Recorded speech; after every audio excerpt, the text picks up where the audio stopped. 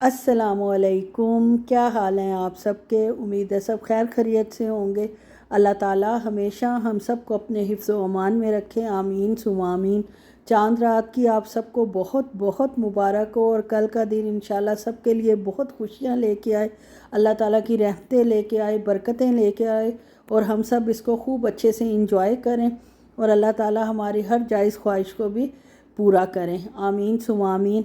ये जनाब जो मैंने पिछले व्लॉग में दिखाया था, एक दिन बाद व्लॉग अपलोड हो रहा है क्योंकि काफ़ी बिज़ी रही हूँ मैं। और जनाब उसको मैंने एयर फ्रायर में रख दिया, चिकन टिक्का बोटी को, बोनलेस चिकन टिक्का बोटी है और उसको एयर फ्रायर में रख दिया ऑयल शॉयल लगा के। और जनाब उसके बाद मेरा दिल किया रोज़ा खोलने के बाद, अंदाज़ा करें कि इसके साथ मटर वाले चावल बहुत अच्छे लगेंगे। और फिर क्या था, वैसे रोज़ा खोलने के बाद वो कहते हैं तुम में हिम्मत नहीं है और अपना दिल चाह रहा है, तो फ़ौरन फ़ौरन से जनाब चावल भी फटाफट मटरों वाले बन गए हैं।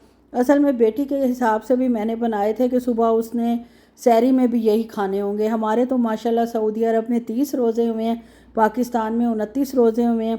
खैर मेरा एक रोज़ा जो है, जब मैं आई थी पाकिस्तान से सऊदिया तो एक रोज़ा मेरा रह गया था।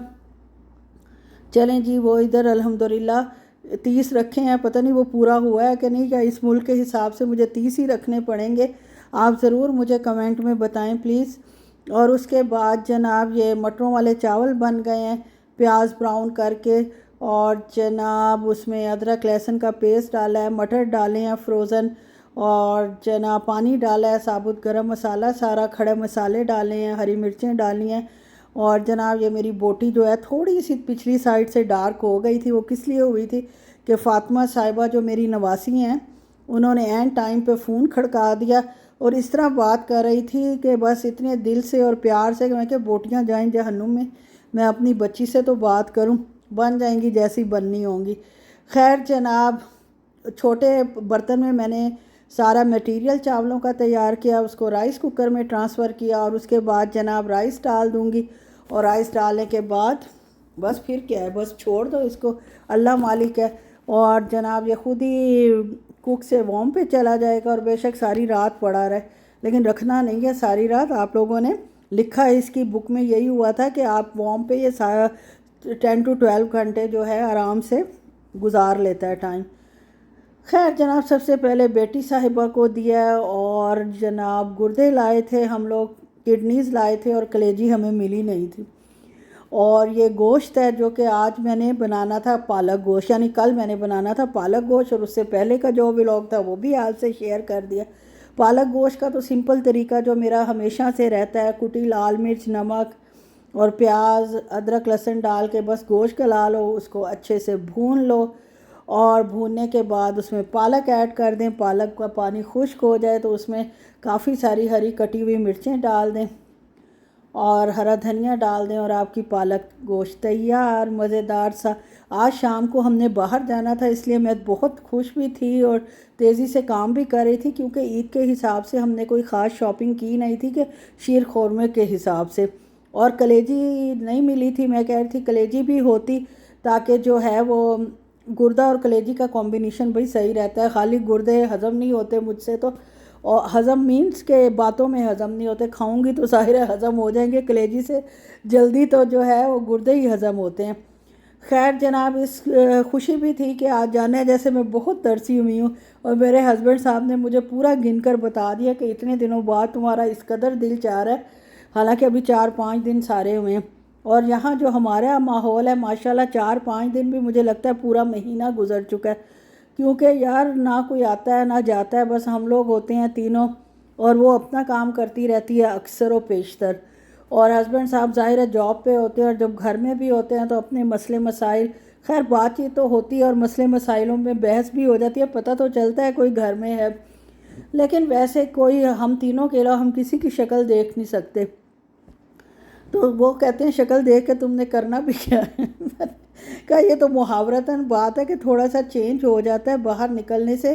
तो खैर जनाब जाएंगे इंशाल्लाह। ये सालन मैं इसलिए बना रही हूँ, आज तो बाहर ही खाना खाएंगे, अफ्तारी करने के बाद जाएंगे और हमारा माशाल्लाह 30वां रोज़ा कल होगा व्लॉग के हिसाब से। आज तो माशाल्लाह हो चुका है और जनाब माशाल्लाह कल ईद है और उसकी तैयारी अब मैं कर रही हूँ, उसका व्लॉग इंशाल्लाह कल मैं शेयर करूँगी।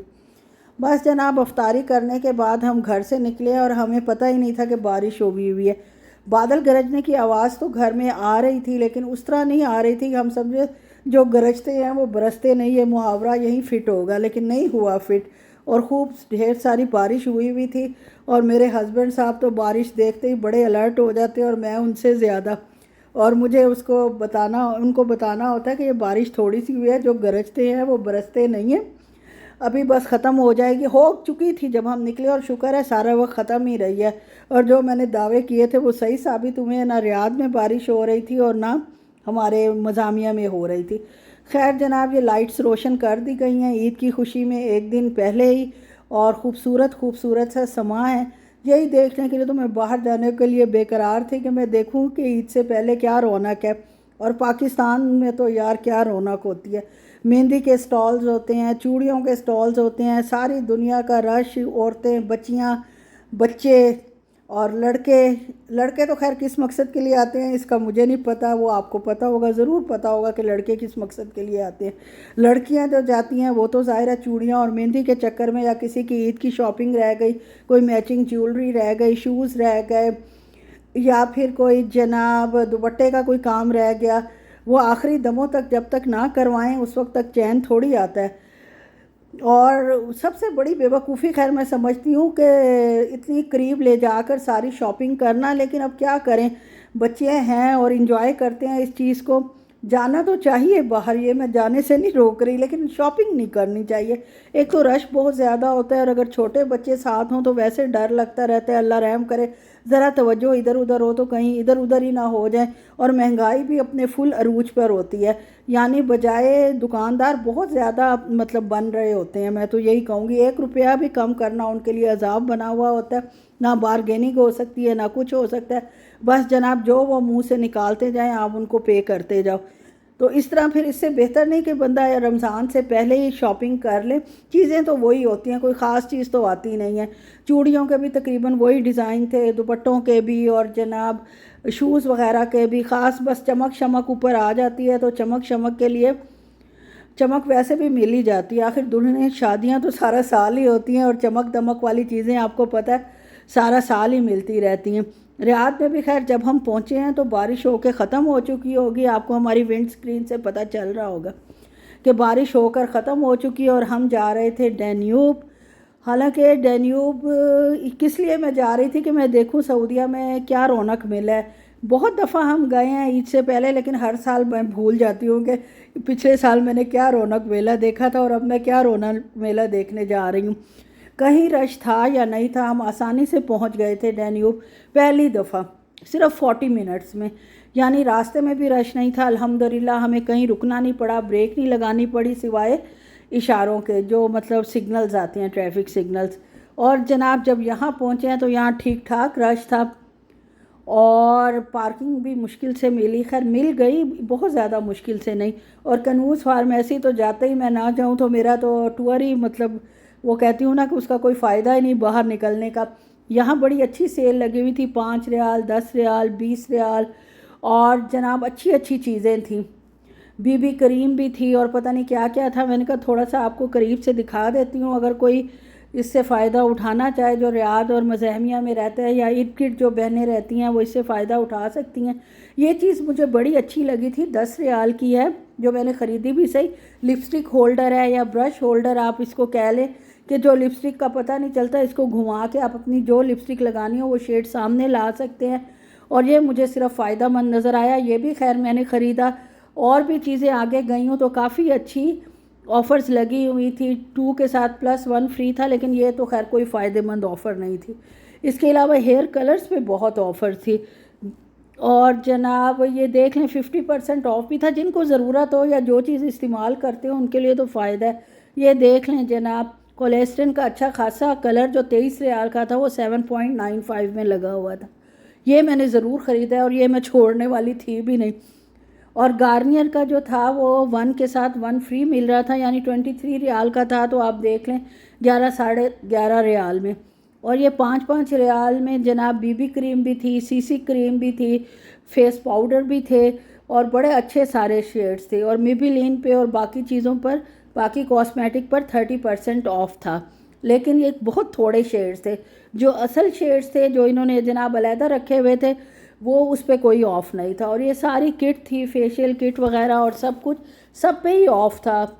ईद के मौके पे ऑफ़ था कि बाद में भी है, लेकिन फ़िलहाल था। जो कल हम गए हैं उससे हमने इधर से थोड़ी बहुत चीज़ें ली हैं, वो आगे जाके मैं आपको दिखाऊंगी। जितनी ज़रूरत की थी वो ले ली। और जनाब फिर हम गए कनूज़ फार्मेसी को सलाम करते हुए, उधर से गुज़रते हुए पहुंच गए हैं ऊपर। और माशाल्लाह रश, जितनी गाड़ियों का रश था उस हिसाब से लोग कम थे। फैले हुए लोग होते हैं लेकिन ठीक ठाक थे। आखिरी दम तक माशाल्लाह ये लोग भी शॉपिंग कर रहे थे और शॉपिंग हो रही थी।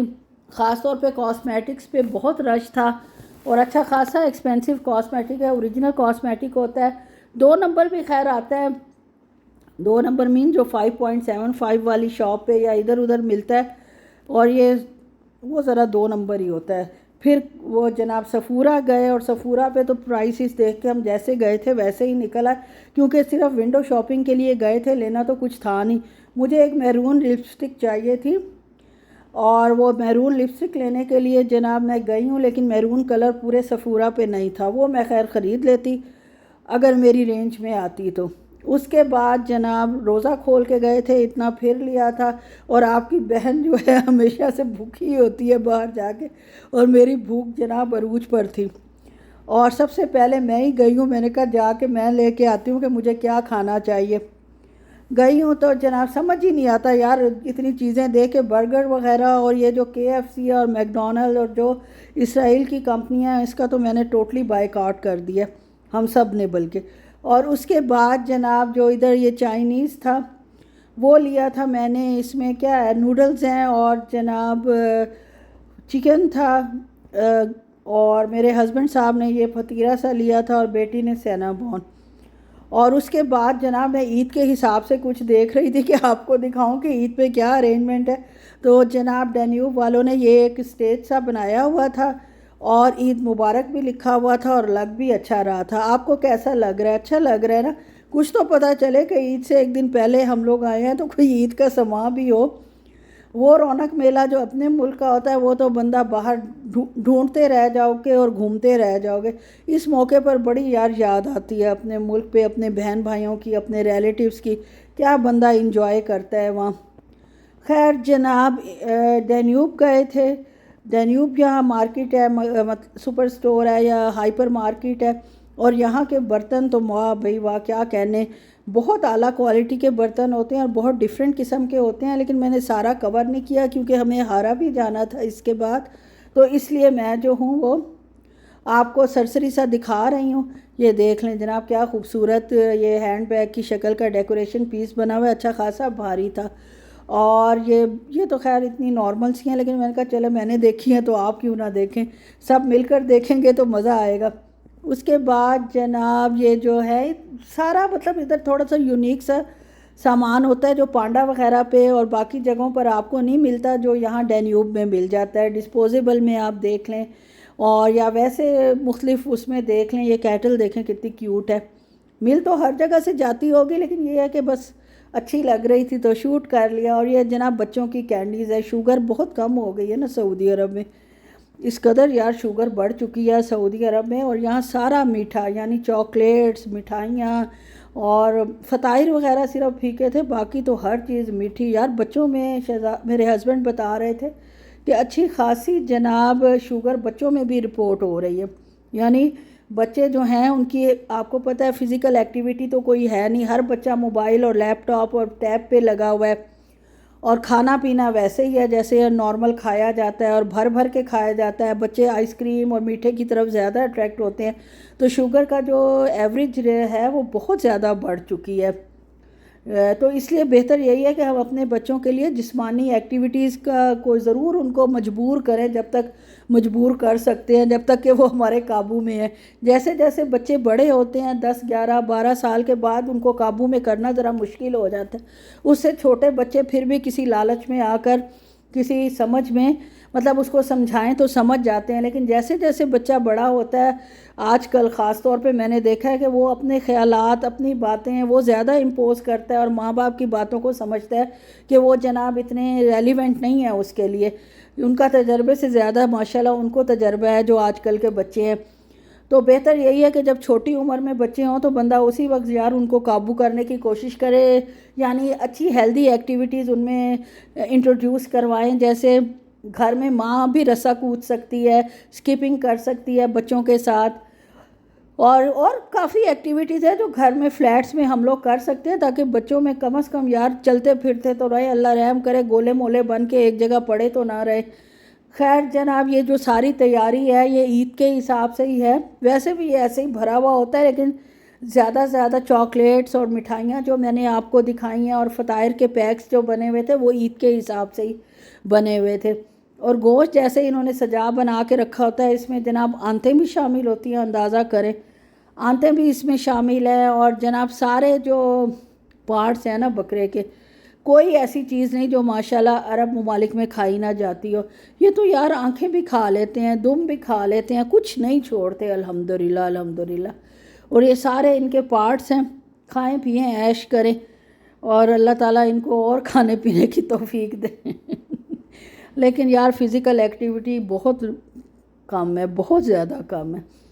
ये देखें जी, ये भी ईद के हिसाब से माशाल्लाह गोल्डन बर्तन है, और बस देखे ही हैं, लिए नहीं है, क्योंकि ये काट कबाड़ में बकौल मेरे हस्बैंड के जब अब जाता है बंदा मुल्क छोड़ के तो ये सारी चीज़ें फेंक के जानी पड़ती हैं, और कोई फ़ायदा नहीं इन पर पैसे खर्च करने का। ये लेडीज़ ने भी स्टॉल लगाया हुआ था, 2 सिस्टर्स थी, और ये भी सारा मीठा ही मीठा है, और मीठा हमारे घर में कोई खाता नहीं है। खैर जनाब, सारा सामान ले गए, पहुंच गए हैं काउंटर पर और अब बिल बनवा रहे हैं।